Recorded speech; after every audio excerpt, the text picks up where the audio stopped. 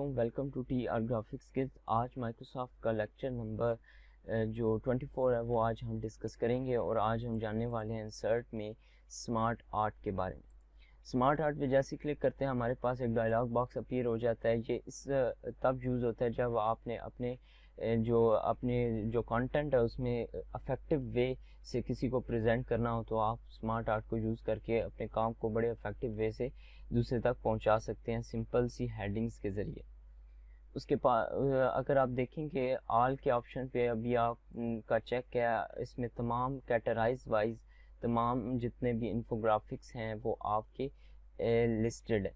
ठीक है, अगर आप यहाँ आ जाएं इसमें कुछ कैटेगरीज हैं अलहदा सेपरेट की हुई हैं। अगर लिस्ट पे आ जाएं तो यहाँ से क्लिक करके आप कोई भी लिस्ट क्रिएट कर सकते हैं। साथ आपके पास प्रीव्यू पैन है, इसमें आपको डिटेल बताई जाती है कि ये क्या है और इसे आप किस तरह यूज़ कर सकते हैं।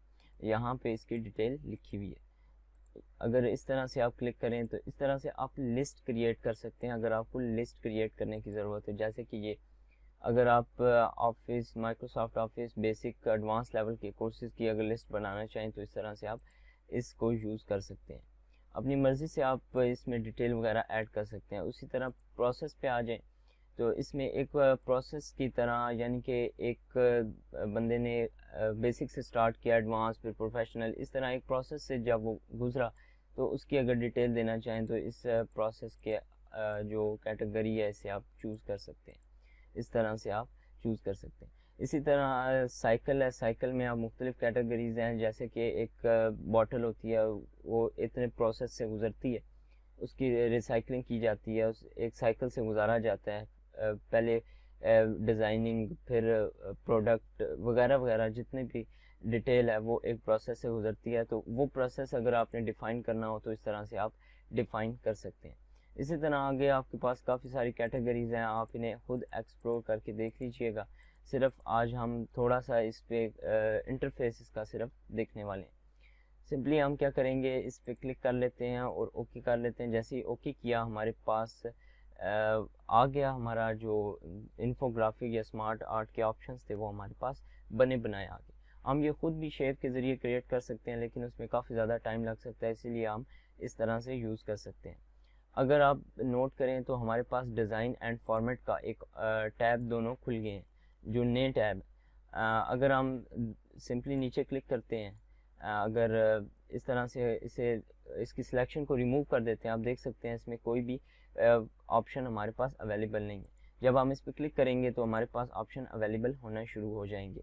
अब इसमें टाइप करने के काफ़ी सारे मेथड हैं। अगर आप इसमें सेंटर में क्लिक करके रखते हैं और कंप्यूटर टाइप कर लेते हैं तो ये खुद ही अपने आप को एडजस्ट कर लेता है। लेकिन अगर आप चाहें तो यहाँ से टेक्स्ट पैन का एक ऑप्शन है, जैसे इस पर क्लिक करेंगे तो आपके पास एक पैनल अवेलेबल हो जाएगा। इसमें आकर आप अपनी आसानी से इसमें कंटेंट ऐड कर सकते हैं।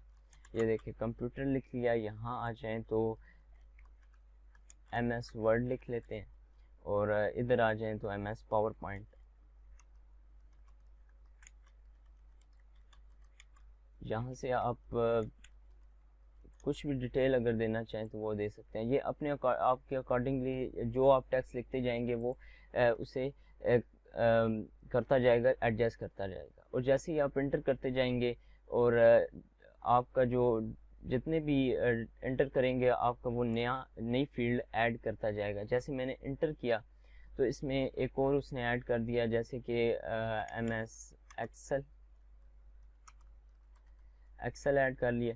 तो ये देख सकते हैं हमने कैटेगरी खुद भी ऐड की है और अगर हम मज़ीद एंटर करते हैं तो हम इसमें मज़ीद कैटेगरी भी ऐड कर सकते हैं।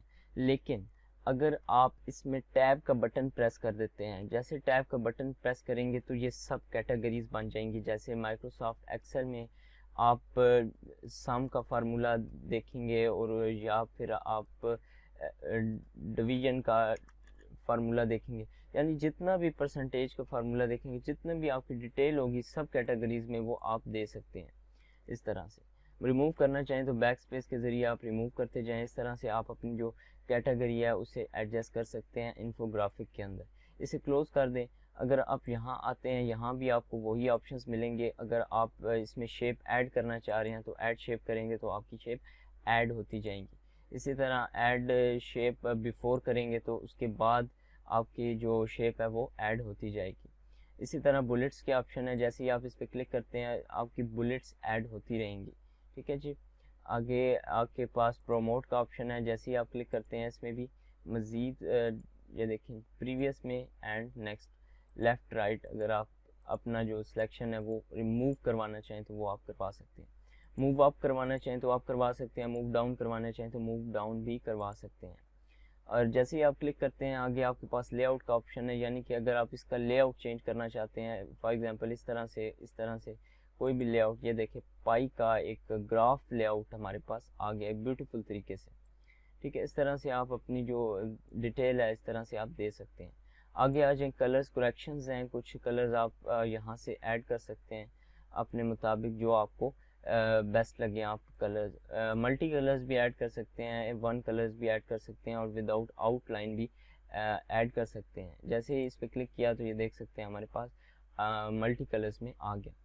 अगर स्मार्ट आर्ट स्टाइल्स में आ जाएं तो यहाँ देख सकते हैं आपके पास कुछ स्टाइल्स अवेलेबल हैं जिसमें आपके पास 3D हैं और कुछ ये देख सकते हैं काफ़ी सारे आपके पास इंसर्ट है और यहाँ पर आपके पास पॉलिश्ड, जैसे कि एक चीज़ पॉलिश्ड हुई भी होती है वो आपके पास अवेलेबल हो जाती है।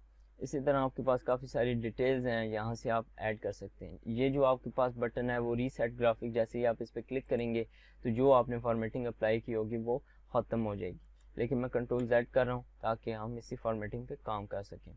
तो हमने डिज़ाइन के जितना भी ऑप्शंस थे वो हमने देख लिए, जो भी इम्पोर्टेंट ऑप्शंस थे वो हमने देख लिए।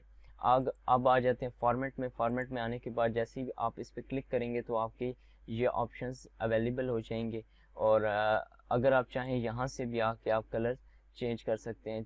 किसी को भी सिलेक्ट करके रखेंगे तो आपका कलर ऑटोमेटिकली चेंज वो कर देगा इस तरह से। जैसे इसे मैं रेड कर रहा हूँ, इसे आके मैं यहाँ से ये ब्लू कर रहा हूँ, तो इस तरह से आप एडिशन कर सकते हैं। इसमें आप वही काम कर सकते हैं जो आप पेज फॉर्मेट के ऑप्शंस में करते थे। आगे आ जाएं तो आपके पास यहाँ पर चेंज शेप का ऑप्शन है, यहाँ क्लिक करके आप जो शेप्स हैं वो चेंज कर सकते हैं। जैसे अभी पाई की एक शेप है, स्लाइस बने हुए हैं, अगर आप इसमें हार्ट की शेप देना चाहें तो वो भी आप दे सकते हैं। जैसे हम इसे पूरा सेलेक्ट करेंगे और इसे सेलेक्ट करके रखेंगे और यहाँ से आके कोई भी शेप हम ऐड कर सकते हैं।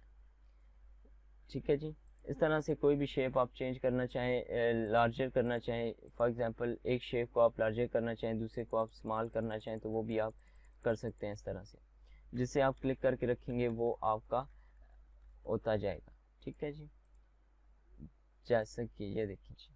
ठीक है, आप क्लिक करके रखेंगे, जिसे क्लिक करेंगे तो वो आपका होता जाएगा। चेंज शेप में आप पूरे को सिलेक्ट करें और चेंज शेप कर सकते हैं, लेकिन अभी फ़िलहाल हम चेंज नहीं कर रहे। इसे तमाम को अगर सेलेक्ट कर लें आप तो ये देखें जी, अगर अब आप चेंज शेप कर लेते हैं फॉर एग्जांपल इस तरह से, तो वो आपकी शेप चेंज हो जाती है। ठीक है, इस तरह से। तो इसमें मज़ीद मॉडिफिकेशन भी आप अपनी मर्ज़ी से कर सकते हैं और इसमें टेक्स्ट वगैरह भी आप ऐड कर सकते हैं इन ऑप्शंस को यूज़ करते हुए। और अगर मज़ीद अगर आपने इसमें लेआउट वगैरह चेंज करना हो तो ये देख सकते हैं इस तरह का लेआउट आप ऐड कर सकते हैं। यानी कि काफ़ी सारे आपके पास ऑप्शंस हैं। इसमें आप अगर यहाँ इसे थोड़ा सा नीचे कर लेते हैं, इसे आपने नीचे लाने के लिए भी इसे इन फ्रंट ऑफ टेक्स्ट करना लाजमी है। ठीक है जी, अब इसे आप मूव करवा सकते हैं। इक्वल टू रैंड के फार्मूले से हम कुछ पैराग्राफ ले आते हैं। ये देखिए जी, कुछ पैराग्राफ ले लिए और इसे हम करते हैं जी इसके अंदर एडजस्ट, सॉरी रीडू कर लेते हैं इस तरह से। इसे यहाँ से पकड़ते हैं और इसके यहाँ पे ला के रख देते हैं और जो इसके बैकग्राउंड पे टेक्स्ट है उसका साइज़ अगर चाहें तो बढ़ा सकते हैं। इसे हम क्लिक करके रखेंगे और यहाँ से टेक्स्ट रैप में यहाँ से कोई ऑप्शन आप सेलेक्ट कर सकते हैं। ये देखिए इस तरह से, ये देख सकते हैं कितने ब्यूटीफुल तरीके से आपने इन्फोग्राफिक ऐड की और इसमें कुछ डिटेल्स ऐड कर दी। अपने टेक्स्ट के अंदर भी आप डिटेल ऐड कर सकते हैं।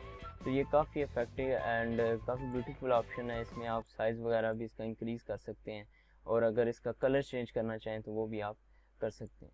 तो इस तरह से तो ये देख सकते हैं आपने बड़ी ब्यूटीफुल तरीके से इन्फोग्राफिक ऐड की और इसमें आपने टेक्स्ट वगैरह भी ऐड करके इस तरह से आप अपना डॉक्यूमेंट बनाकर बड़ी ब्यूटीफुल तरीके से रिप्रेजेंट कर सकते हैं। पीडीएफ फॉर्म में इसे सेव कर सकते हैं और भी आप इसमें जो चाहें वो कर सकते हैं। इंशाल्लाह नेक्स्ट लेक्चर में हम मज़ीद ऑप्शंस को एक्सप्लोर करने की कोशिश करेंगे। Thank you so much.